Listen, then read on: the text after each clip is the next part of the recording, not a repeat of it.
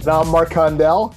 And this is the Drone Economy, where we discuss all things drones and we help provide insight into our autonomous future. Today we have a few topics we're going to talk about. I have a couple topics on drones and the environment, and then one topic on drones and policing and the potential privacy issues associated with that. And we're also going to talk about self-driving robotaxis that are taking off in China, no ban on Chinese drones in the US, and the world's biggest drone. World's biggest drone. Wow. World's biggest drone, and an interesting story behind it. So stay tuned. Amazing. Okay. So my first topic is about drones that are being used in Australia to count koala bears in the wild. I don't know if you've seen anything about this, but we certainly all remember the wildfires in Australia last year, and how devastating that was to the continent. I'm putting on a video here that I'm going to share while I'm talking about this. Mm-hmm. Pull that up there. But apparently koala bears are very hard to track down. They're big, cute creatures, but they move very little. They like sleep for 20 hours a day. And their population is kind of in grave danger right now. They've been diminishing over, I'd say, the past decade or two. And the continent is having a very hard time capturing the number of koalas. It is a very manual process involving walking around and literally counting them in the trees. Wow. So they announced a $1.5 million effort that the government has to do a better count of the koala bears in the wild. And one part of the solution is to use heat-seeking drones to detect the koalas up in the trees in their habitat. Wow. So from what I can tell in this video, it's a pretty good video. They're using DJI drones in connection with Queensland University of Technology, and they're tracking these koalas. Oh, that's this technology that they could do that. Just things you wouldn't even conceive of a few years ago. So they get it now. Do you think they go out after them, or are they just doing it for a count to really just see where they are? From what I could tell, they're just flying over and trying to capture a count of them. Yeah, that's pretty good. Using this heat-seeking technology. It kind of reminded me of the recent Skydio webinar in which they used 3D scan for bridges. Yep. Photogrammetry, and just like the uses for drones in all these niche areas is kind of twofold. It seems like developments in the drone itself and the autonomous flying capability of the drone is one thing, but the camera capabilities is another, right? So to have technology like heat sensory or 3D scanning is really coming into play in the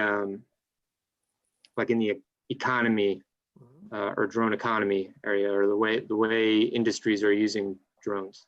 Yeah, and I could definitely see it there also, where with the autonomous, a lot of times it has, the autonomous enables it not to bump into things, but also it can track. And if with heat detecting, it could maybe track on, maybe a more active animal. The koalas, it could definitely track and stay on them, but they're not going to move much. Right. So they're easier to find, but even maybe an animal that moves a lot, or they want to really make sure they know where it is, like bear tracking or something. The heat seeking with auto track locking can help them really determine where something is over time. Yeah. Pretty cool. So So not just a more sustainable solution, but also used to I don't know, help protect the environment and the animals that live in it. So that's right. Like elephants, they can track a herd all the time. Yeah, yeah, absolutely. Amazing. I like it. Well, I have a veering in a different way, but still in Asia in a way, although yours is Australia. I'll come back to the environment. My next one's about that as all well. Right, we'll zip to the environment after this. We'll alternate. Yeah. I have more on robotaxis. And robotaxis are definitely taking off in China. Okay. I do not know the level of awareness of these robotaxis, because you need level 5 in theory to drive autonomous vehicles, but these are you would think so, but there's less. I guess there's less obstacles in the air sometimes if you get above tree line. These are ground taxis. This is interesting. This is AutoX, which is an Alibaba backed startup. So this is serious business, big backing. They have announced that they're rolling out fully driverless robotaxis on public roads in Shenzhen. And they are the first player in China to do so. So that's pretty big. But not only that, they're doing it in the city. They have a fleet of 25 cars, and the government is not restricting where they can go. So they're just going to be zipping around. This thing looks like it's hauling it, man. Yeah. And there's going to be no driver in the car. Like no even, oh boy. It's like driverless, meaning not a driver sitting there in case it goes out of control, which is usually the way it works these days. So I don't know. I'm a little wary of this news, but they must feel comfortable enough to have 25 cars zipping around in a major city. See, I was really amazed by this news. So definitely want to keep an eye on this to see where it goes. But that's a big leap forward, and they're using Chrysler Pacifica, though I guess it doesn't matter. It's just minivan that they attach the technology to. And the guy that started AutoX started it in 2016. His name is Zhao Zhao, I think. But he was a former assistant lecturer at Princeton, but he still likes to be called Professor X. So that when you have the name big Professor into the X. That's right. So here are my two questions that immediately come to mind. Yes. Where the heck has AutoX been? I haven't even heard of this company. I guess that's on me. So they do have. It's a good question, because AutoX already has more than 100 robotaxis deployed in 5 Chinese cities, including Shanghai and Wuhan. But that's still, overall the cities, it's only 20 taxis per city. So definitely no one's heard of this company. I don't know. They're backed by Alibaba, so they must have something behind them for them to back them. But no driver. I haven't heard of this. Yeah, this has not been on our radar at all. This is so it should be. I guess just another sign of how China has some things going on over there they're pretty advanced. Yes. And we cannot take our foot off the gas and they're here in the U.S. Professor X there, he estimates they could take another 5 years for unmanned taxis to become the norm across China. Of course, he hopes it's his company, but that is definitely something to watch. I mean, that could be someone who can, if they have Alibaba backing behind it and this goes well, they can scale up. I imagine they could scale up pretty fast, especially if they're using a Chrysler Pacifica. That means they could use any car for this. Yeah. So they're dropping the software into the car. That's right. It's not built in with the car when it's manufactured. Exactly. Impressive. To keep an eye on that. Keep an eye on that one. So back to the environment, more important things. Yeah, back to the environment. Let's save the world here with drones. All right. And we really are going to do that, because this is about drones being used to seed and reforest burned areas after a forest fire. Cool. So really? Believe it or not, this this article or this topic was brought to my attention by my kids, both separately, as they know my interest in drones. Yes. But apparently this was brought up on the CNN 10, which they both watch in school. And they were both very excited about it. Let me pull up this video here. Let me see.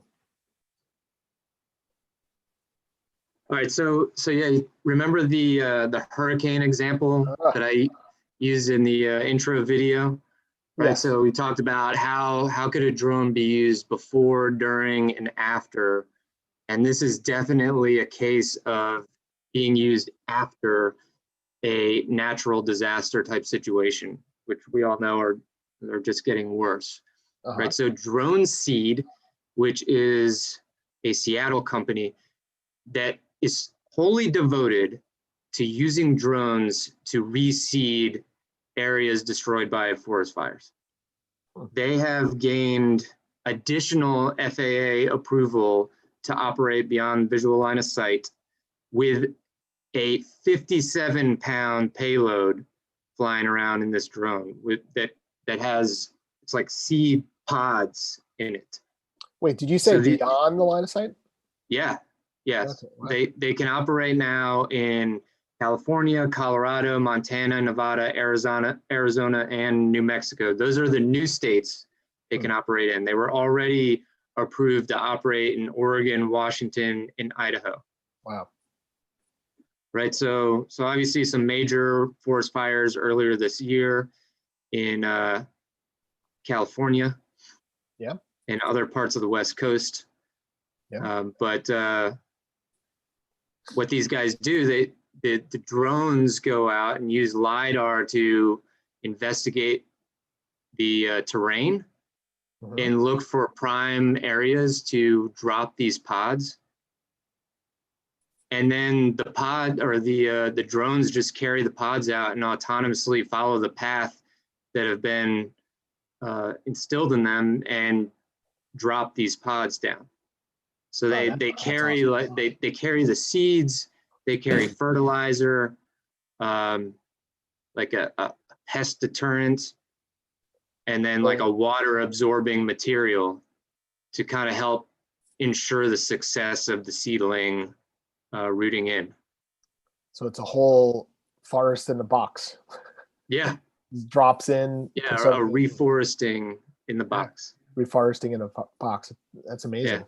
And so, yeah, once it takes off, it just follows this pattern that they've set for it.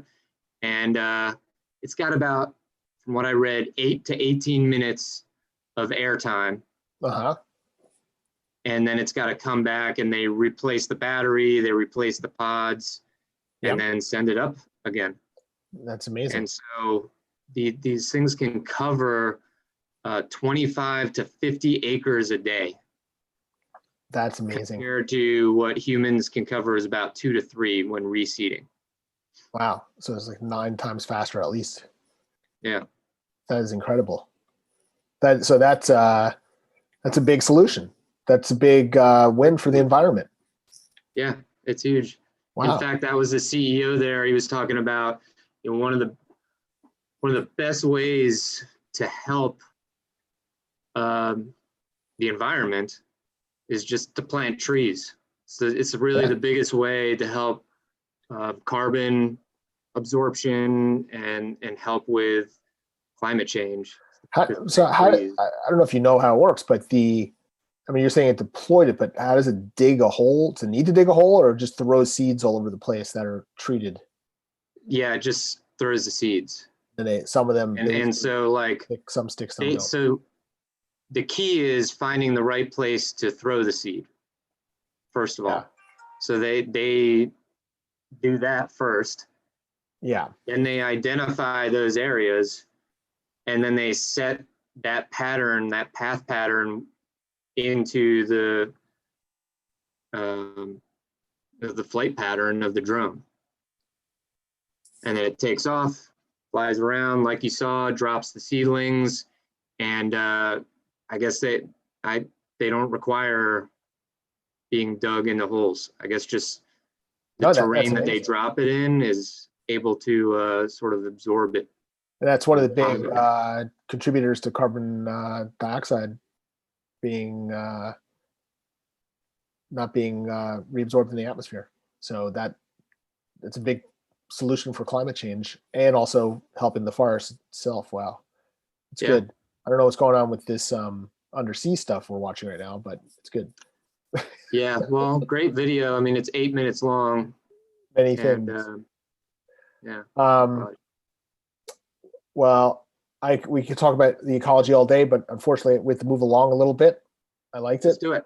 I'm taking the reins, and I'm going to talk to you about how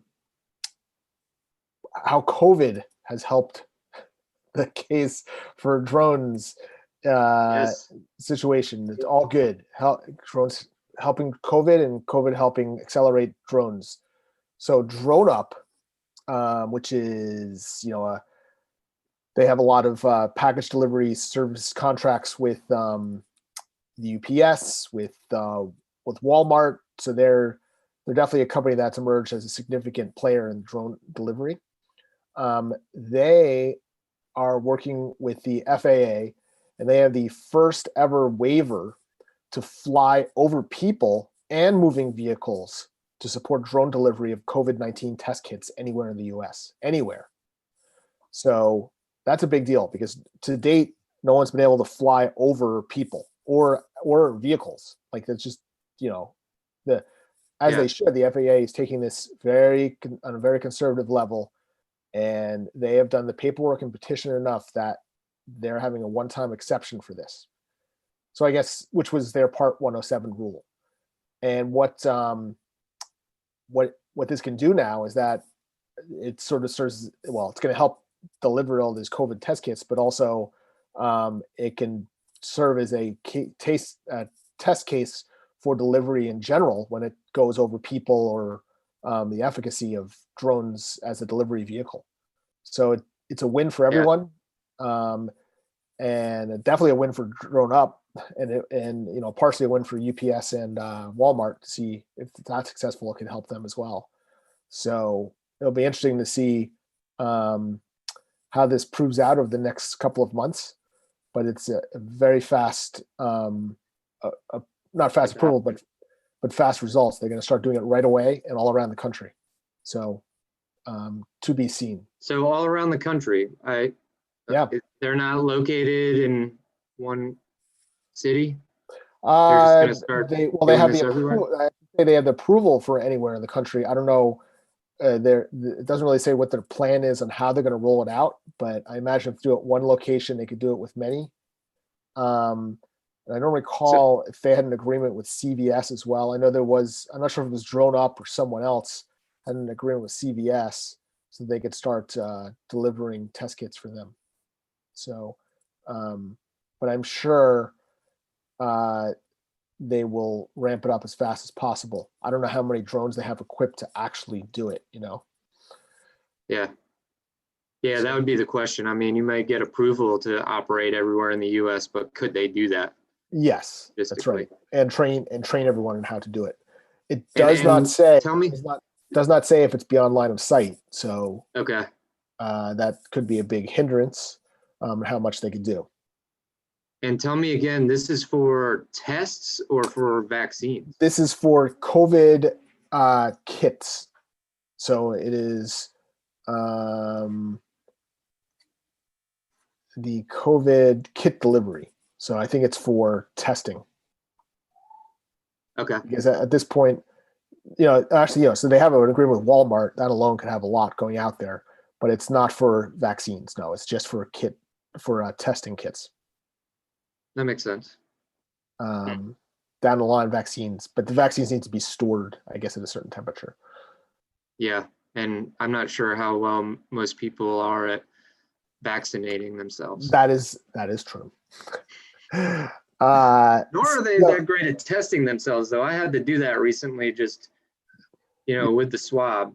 I heard didn't expect to have to do it myself. No, I had the spitting, which was disgusting, nice. But much easier. Yeah.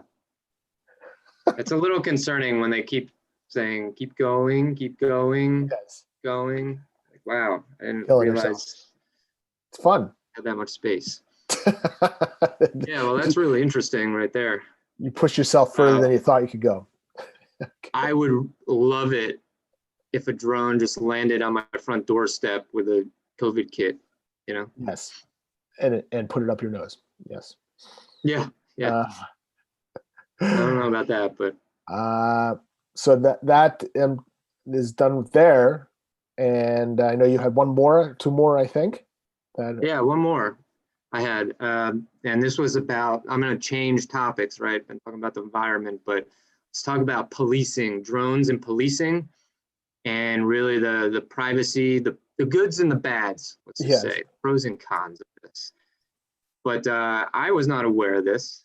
And this comes from bdnews24.com. But the Chula Vista, the city of Chula Vista in Southern California, their police department adopted a program, this is really 2 years in the making, called Drone as First Responder. And each day, they said that they respond to as many as 15 calls with a drone. They send out a drone for. That really, just in that smaller place. Wow. Yeah, so here's an example. This was a good example in the article, right? So and I think this sounds like a real life example. Guy leaves a car carrying a gun and a bag of heroin, and nearby police car has trouble following as he sprinted across the street and ducked behind a wall, right? You don't know what kind of weapons he has, what kind of danger the police officer could be in. But he threw the gun in a dumpster and hid the bag of heroin, and then ran away through a strip mall, through the back door, out the front door, all that. And the drone that was sent out to respond to this situation as, I guess, backup for this officer caught the whole thing on camera. Saw where he threw the gun, saw where he hid the heroin, saw where he went, and they were able to catch him and bring him into custody. Wow. And then amazing. Later retrieve the weapon and the contraband, right? Yeah, because they knew where he put it. Yeah. And so now that was originally being done with a manned officer, right, from the rooftop of the police department, who's controlling the drone. Okay. Well, now they are using Skydio and Skydio's technology, and they are dispatching the drones from the police department autonomously to a location to inspect the scene, right? So no line of sight? Right. Yep. Yeah, they have FAA approval to go beyond line of sight, up to 3 miles is what it said. So instead of spending millions of dollars on a helicopter being dispatched, or pilots of the helicopters, right? Yes. They now can dispatch the drones to monitor the situation, catch video of the whole situation. They talked about an example of a car flipped over in a dam, and the Skydio drone went literally into the car. Wow. to inspect the situation. It's amazing. And there's no helicopter noise either. That's right. Right. I mean, you have the drone whir, but that's getting better as technology evolves, right? Yeah, I heard the Skydio 2, like the drone noise is so toned down versus what it was for their previous model. Right. Like that was one of their big focuses. Yeah, so that's a pro, right? The pro being that we can catch people committing crimes. we can attend to crashes or accidents on area, get a inspection of the situation before an officer can even get there. Mm-hmm. But what's the con? We know that the Skydio technology can be set to track an individual or track a car. And so there's major privacy concerns that come along with that, right? Yep. So I definitely don't see this type of police assistance activity slowing down. Yeah. I mean, I think this is just one of the questions that we're going to have to answer as a society as this industry grows, is how do we capture the pros of the technology and control the cons? It'll be, I agree. Like, I think it could save a lot of lives. There'll be a lot less police incidents if they know someone has a gun, if they threw it away, as you said in this case. Yeah. So there's a lot of, I guess, in a chase or reason that to pursue someone, but also you want to prevent the point where the police are saying an excuse saying they were pursuing someone and it really wasn't a pursuit. I know by here in our little town, a year ago, the police had a drone and they wanted to deploy it over one of the parks here for surveillance on a regular basis. And there was so much backlash, I can't even tell you, that it never happened. So there's definitely going to be a lot of that. And I think people will become, get around the news. So it's going to be a balance. I think they're going to have to prove their case before it's accepted, because it can be an abuse of power. Yeah. You think about it in combination with facial recognition, and just some of the protests that we've seen this year, that could come together in a very dangerous way. I agree. I'd say so. I'm sure we'll be revisiting that topic quite a bit here. Yeah, for sure.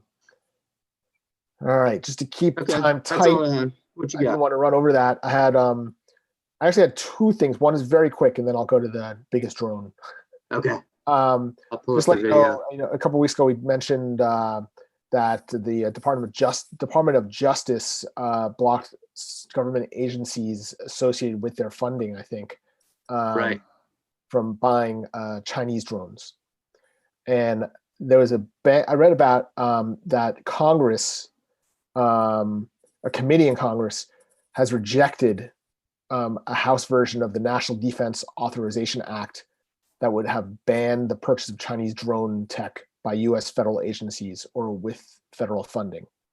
I don't know if that's related, but on a congressional level, that ban will not occur,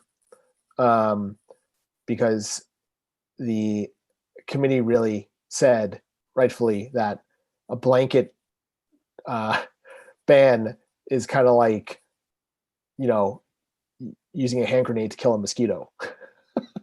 Because it's company by company, they can present their case to show that whether it has has efficacy or not. But banning every technology is not the way to do it. So as of now, there's a lot of government agencies that can still purchase Chinese drones, which is good news for DJI and also other up and coming companies that will happen over time, inevitably, as we discussed. So this is a good thing for competition overall, or else the US would have been blocked out of a lot of technology that our government agencies could use. I agree, but I think we also touched on some of the reasons behind the proposal in the first place, right? Yeah. Which I don't think were all totally illegitimate reasons. No. So it'll be an evolving story, right, to see how we handle those imported technologies. And I don't know, just another part of the ongoing saga. That's right. So for this round, mega powers, something else could go through and it could be blocked down the line, which probably will be in the end, to tell you the truth. But for now, there's a window where they still can at least buy it. Once they own it, you can still use it. So we'll just wanted to throw that quickly just as an update. I wanted to let you know. But the final one is, I have the video for it, is the Ravn-X. I found this interesting considering what NASA and Tesla, not Tesla, SpaceX have been doing lately. Ravn-X is the world's biggest drone, and it will be putting U.S. I gotta satellites. see this thing. So basically, they have a drone that operates sort of like an airplane, runs on regular jet fuel, can use any runway that's 1 mile long to take off. And it'll be a drone that goes to a certain atmosphere and then has, it's 18 feet tall with a wingspan of 60 feet and a length of 80 feet. And it will send satellites up with just the second and 2 stages rather than 3 stages of launch. It can save a lot of money for satellite launches by doing it like this. And their plan is to they are able to put satellites into orbit every 180 minutes. So they could do this all the time. There's just satellites flying up like crazy. They are contracted. They got a contract with the Air Force, and they will be launching the first set of satellites for the Air Force next year. If that goes well, they're going to be doing this quite a bit. Right now, their drone is 70% reusable, but they expect that to go up to 95%. Ooh, what's the not reusable part of it right now? I don't Fuel know. tanks or something? Yeah, it's interesting. I'm not sure. But it might be it might be the rocket that they launch. I'm not sure. Well, it looks like it takes off just on a runway. That's right. It just and takes not off just on vertical like a runway. rocket. So they don't need a special area like SpaceX needs for takeoffs. They can take off any runway that's a mile long, they said. It doesn't matter what it is. So very cost-effective way to launch. And it's just amazing that they could do this and get satellites up for a fraction of the cost. So, another plus for drones, of course, and another plus for our space program overall. So I'm sure if the satellites go up there, eventually maybe they can launch people or, bigger supply ships that can go to deeper space. Yeah, absolutely. So that's my little cool video of the day. I mean, that's sort of like an autopilot, right? For an airplane. Yeah, they don't need a pilot. They just launch it up. Yep. So you save on all that training, risk, everything about it.